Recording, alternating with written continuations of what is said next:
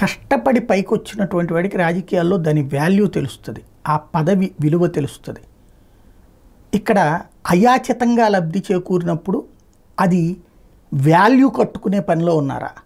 MLC రాజీనామాలు, రాజ్యసభ రాజీనామాలు, ఇవి రెండు కూడా ప్రత్యక్ష ఎన్నికల్లో గెలవలేనటువంటి వాళ్ళకి పార్టీలు ఇచ్చేటటువంటి నజరానా, వాళ్ళ పెద్దరికానికి వాళ్ళ అనుభవానికి ఇచ్చే గౌరవం. కానీ అవి దారి తప్పుతున్నాయి, సంపాదనకి మార్గాలు అవుతున్నాయి.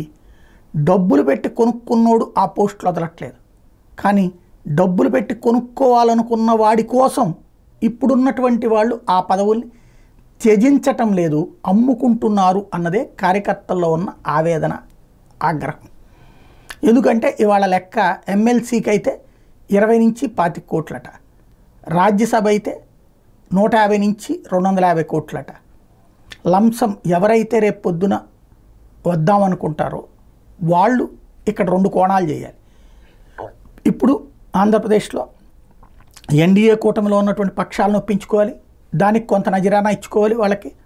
అదే సందర్భంలో ఈ ఎంపీ క్యాండిడేట్ ఎవరైతే రిజైన్ చేస్తారో వాళ్ళకి బల్క్ అమౌంట్, అది 150 కోట్ల, 200 కోట్ల, 250 కోట్ల బల్క్ అమౌంట్ సమకూర్చాలి.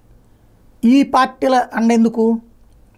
రేపు పొద్దున వీళ్ళు సింగిల్ నామినేషన్ ఉండాలి, డైరెక్ట్గా ఎంపీగా గెలవాలంటే 250-300 కోట్ల రూపాయలు వేసుకుంటే రాజ్యసభ సీటు, ఒక 15-20 కోట్ల రూపాయలు లెక్కేసుకుంటే ఎమ్మెల్సీ సీటు. ఇది వీళ్ళకి ఆయా పదవులు అంటే కులం చూసినో వర్గం చూసినో వీళ్ళు అంటే ఆ కులపు వాళ్ళకిస్తే ఆ కులం అంతా బాగుపడుతుందని, ఆ వర్గం వాళ్ళకిస్తే ఆ వర్గం అంతా బాగుపడుతుందని ఆశించి ఇచ్చినటువంటి జగన్మోహన్ రెడ్డి ఫ్రీగా ఇచ్చిన సీట్లు, డబ్బులు తీసుకోకుండా ఇచ్చిన సీట్లు ఇప్పుడు డబ్బులు సంపాదించుకోవడానికి వేదిక అవుతున్నాయి.